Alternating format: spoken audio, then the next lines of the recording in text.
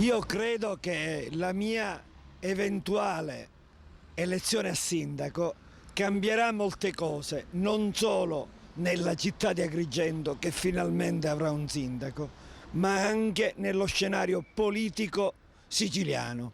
Sono qui a Palermo appunto per mettere, come si suol dire, con le spalle al muro Bersani. Bersani è a pochi metri da noi, come abbiamo visto, è appena arrivato qui al cinema Zappalà e ha trovato il mio posterbus.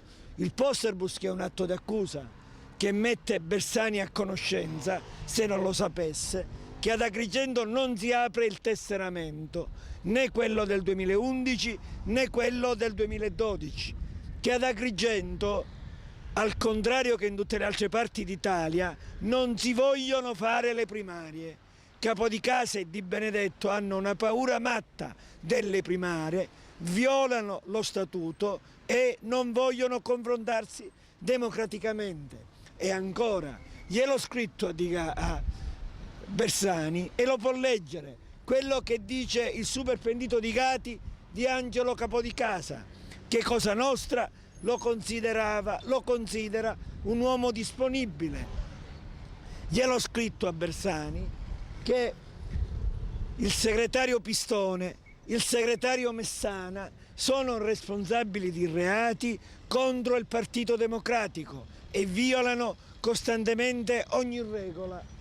Gliel'ho scritto a Bersani che l'onorevole Di Benedetto, detto anche Di Gabbanetto, Di Baganetto, è colui che ha venduto la dignità del partito facendo acquistare un quadro del cognato, pittore napoletano, pittore campano, all'ente provincia. È colui che ha barattato la dignità del partito quando la regione di cui fa parte ha dato al centro studi Fantasma di sua moglie un contributo di 25.000 euro.